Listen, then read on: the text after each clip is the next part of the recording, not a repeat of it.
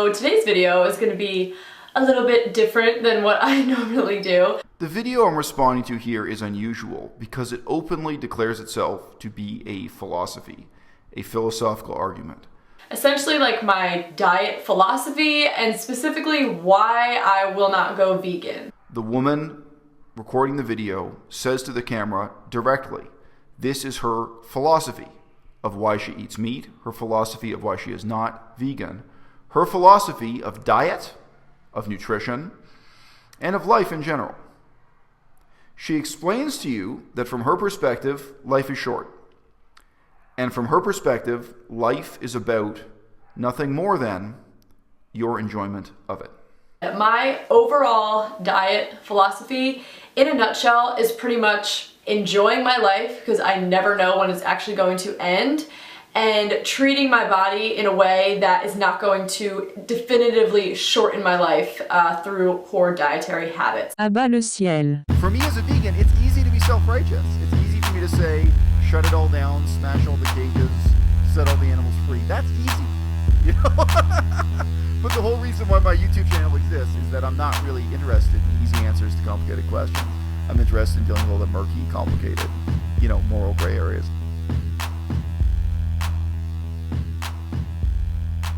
She seeks in her life a balance between what is healthy and what is enjoyable. So she is declaring her life is not about achieving and sustaining optimal nutrition.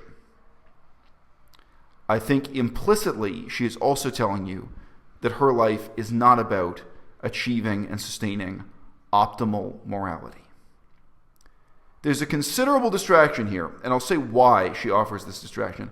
There's a considerable distraction in that she offers a very unphilosophical argument that veganism, while it works for some, does not work for everybody. And I think it's really quite shameful for her because she is a woman of science, shall we say.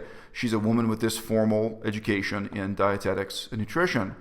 She ought to be able to argue that in a scientific manner or clarify exactly what her claim is. What does it mean for you to say that not everybody can be vegan? I'll come back to that. There are some very rare anecdotes. There are people who have really extraordinary health problems that mean they can't be vegan.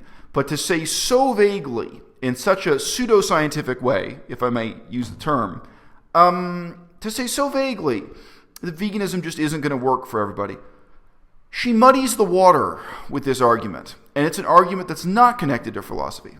I think she spends so much time on this fundamentally irrelevant point about veganism not working for everybody because she feels uncomfortable herself with the implications of defending the eating of meat as something that is unhealthy and unnecessary.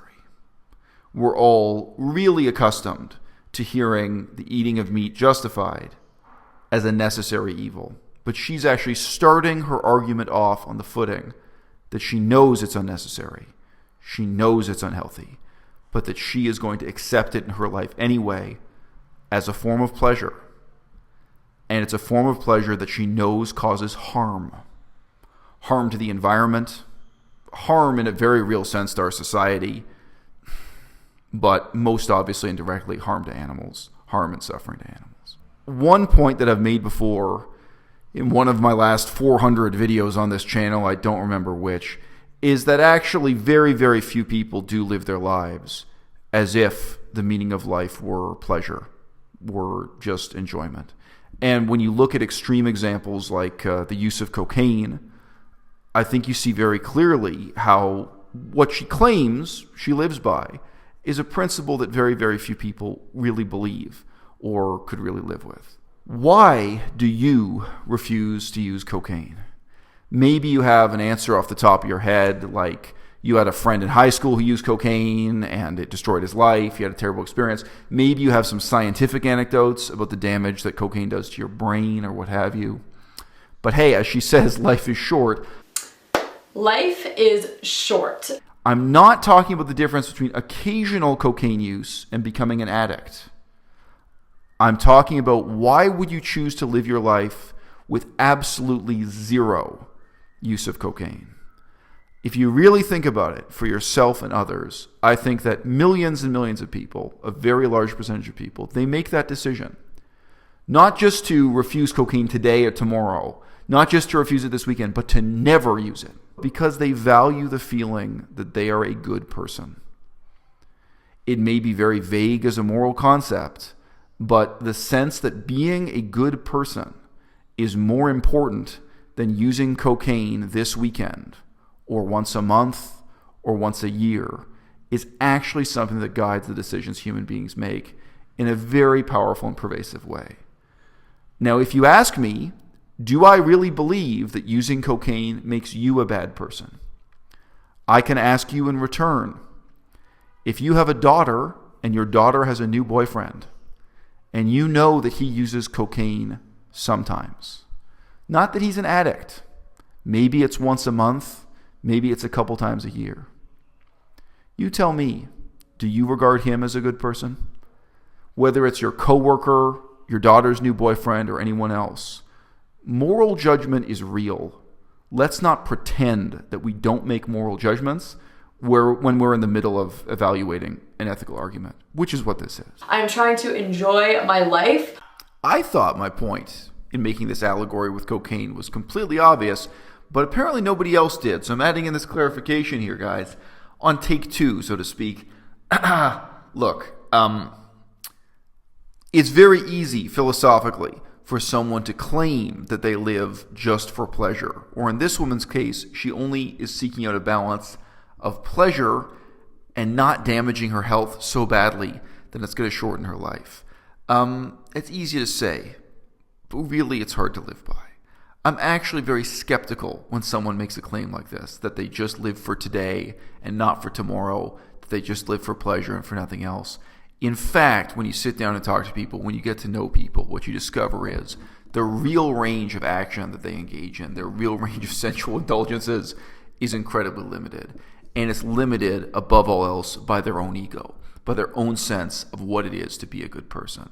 If this woman really was living a life in the reckless pursuit of sensual pleasure, with the only limit being that she didn't want to die young, that being the only constraint, then I don't think her life would be anything like what we see on YouTube. On the contrary, this idea that life is short, that you got to recklessly pursue your pleasures, it's just being invoked here as an excuse for eating meat. But in fact, it would be a much better excuse for the use of cocaine or what have you. And we see she's not doing that. And most of us, whatever our explicitly stated reasons are, we're not using cocaine because of some sense of what it means to be a good person. And vegans differ from reducitarians. Vegans are different from people who are merely trying to cut back on meat, who try to eat less for the sake of their health, because they try to eliminate it absolutely. And if that's hard to relate to, you should probably consider that the majority of people don't just cut back on cocaine. They want to eliminate it absolutely. Because they feel that if they just dabbled in it, if they just used it once in a while or even just once a month, that would have an impact on how they think about themselves, how they feel about themselves, the answer they have to give when they look in the mirror and ask, am I a good person? Life is short. One of my few original ideas in life. Honestly, I haven't had that many. One of my few was that at the end of my time in university, the first time around, University of Toronto, I'd read a lot of moral philosophy. I'd read a lot of ethics, philosophy in the Western tradition and Asian traditions or what have you. And, I came to the conclusion that the basic concept of ethics itself relies on the assumption that there's a meaningful connection between what we know and how we feel. It's very hard to enjoy something when you know it is doing harm to another person. It's very hard to enjoy something if you know that it causes an animal suffering and you have to watch that animal suffering while you enjoy it. Now, the awareness of an animal suffering, of maybe just today I went to the market to buy fruit and vegetables and I saw a fish suffocating to death on the market floor, writhing, leaping up and down in agony. I don't eat fish. I'm a vegan. It doesn't impact me in that way. but it still makes it hard for me to enjoy buying vegetables. I think if you sit at the dinner table and actually watch a cow having its throat cut, you watch a pig being killed in front of you while you're eating bacon, I think it's very, very hard on a visceral level for people to enjoy that food if they don't disassociate the experience from the harm that they're doing. And this applies to many, many things in life. I don't want to get into any examples that are too gross. Probably as a child, probably as a young person, you had the experience of really enjoying something and only finding out later that it broke somebody else's heart, that somehow it hurt somebody, whether in a purely emotional sense, it made somebody else jealous, it made your parents worried, that it caused some kind of concern or harm that may be impalpable. Or if you really did something. I remember I knew some boys and they stole a bunch of thermometers from a science lab and smashed them up over a grate, and because they wanted to play with the mercury. And I remember, for me, when I found out this story, I was just horrified. Don't you know mercury is toxic? Don't you know you're dumping mercury into the river because it's going to go down the storm grate? And don't you know you're destroying a laboratory? Sorry. The basic premise of morality itself, or that we can speak in a systematic way about ethics, tends to rely on the assumption that how you feel about something is going to change based on what you know about it. And I think that many of you, even if you're a meat eater, if you were eating something like a hot dog and then you found out it was made of a dog, an actual dog, or you found out it was made with human meat, that you were engaged in cannibalism, it might, knowing that, wouldn't change the taste, but it might really change how you feel. It might change your enjoyment of what it is you're eating in a sudden and unexpected way. What I know changes how I feel. Many, many of the criminals who engage in petty crimes, for example, stealing a purse, they actually feel that when they are put in prison, that they themselves are the victim of a crime. Many of them go to prison and feel that they did something trivial. They stole someone's purse, and yet here they are going to prison for 2 years, and they'll have other narratives in their mind. They have a friend, and he only went to prison for a few months, but he did something much more serious. Or they read a story in the newspaper about a celebrity who got away with a crime. So it's very easy for them to construct in their own minds a narrative that their own crime was trivial, nobody was really harmed, and that they, as the criminal, are in fact the victim. And then very often they're shocked when they sit down and watch a video and they, for the first time, understand that for the person who had their purse stolen, it wasn't just the loss of a purse. It had all these other impacts in their life. And that they personally lived with fear. That then whenever they walked down the same street where they were robbed before, they were looking around, the way they felt and the impact on their lives, very often the criminal only then suddenly realizes the harm. And they feel very differently about their own crime and their own situation in that prison. What they know changes how they feel. Now, when you look at a more extreme crime like rape, the vast majority of people are not rapists. A minority are. The vast majority of people cannot enjoy sex if they're aware that they're harming somebody at the time. And when you talk about malicious rape that's carried out sadistically, knowing that the other person is experiencing fear and misery and so on, it's in a very different category from sort of drunken date rape and what have you, situations where the perpetrator is not even aware that he's harming the person and may only find out later that harm has been done. Knowing that you're doing harm,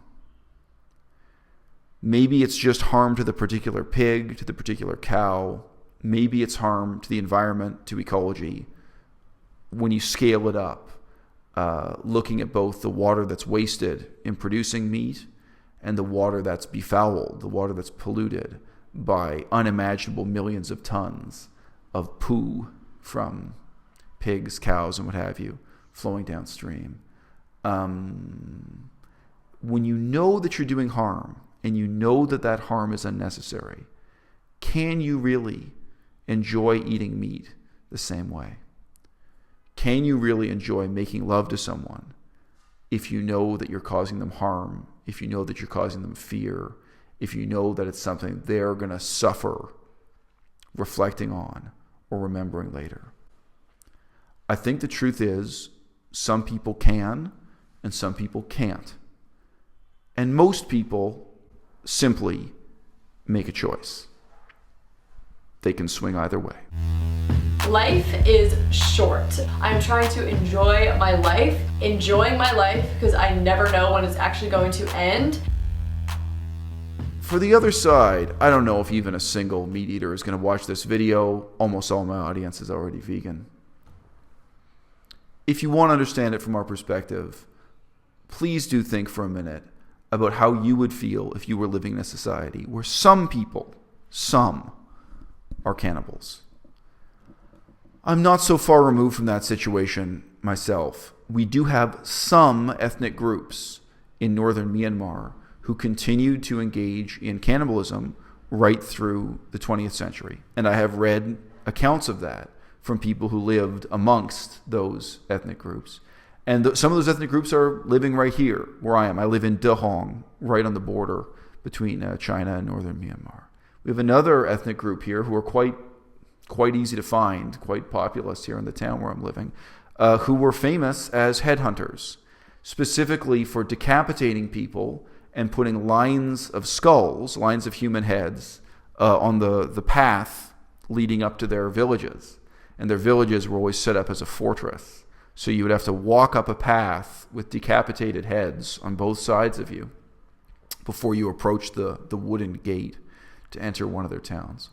Now, obviously, in the last few decades, that's disappeared, but I remember I read one count from the 1980s and 1990s of still some of those tribal groups engaging in cannibalism. You know, if you live around other people who are cannibals, they will have, in a meaningful sense, an appeal to tradition to justify their behavior. A lot of people, including vegan gains, just say, oh, this is an appeal to tradition fallacy. Well, they may really feel that it is very, very meaningful for them to continue the traditions of their ancestors that involved killing and eating human beings. But it's also something where if they recognize it as wrong, they have to recognize themselves as being implicated in a crime and all their ancestors going back 1,000 years as having done something that was both evil and unnecessary. But if you ask me, do I feel morally superior to someone who eats meat when I live in a society where we all have to share the same plates?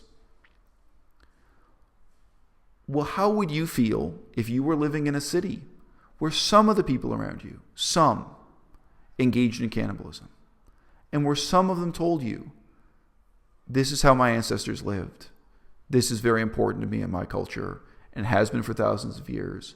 And you know what? Hey, 23 hours a day or 28 days of the month, they live like a normal person. They live like you and me. Why would you hesitate to say, no, there's an important ethical difference between you and me, even if we're coworkers, even if we're friends, even if we get along on so many other issues?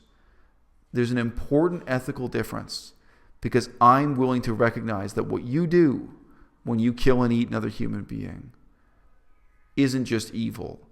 It's an unnecessary evil. And the fact that you may enjoy it, the fact that it may be pleasant, the fact that your ancestors did it, the fact that it's deeply meaningful to your religion or your cultural tradition, that's not good enough. That's not good enough for me. And for that same reason, I don't accept that life is about pleasure. I don't accept the basic premise of this woman's philosophy. So it's not surprising that I disagree with her about everything else. I also don't think that we need to live our lives in pursuit of optimal morality. We don't have to run around volunteering to help injured people in every war, in every refugee crisis. Every time you see a beggar on the street, you don't have to try to help. But I do think there's a minimum standard of doing the best you can. And when you know that something in your own life is not merely evil, but an unnecessary evil, there is an obligation on all of us to eliminate it.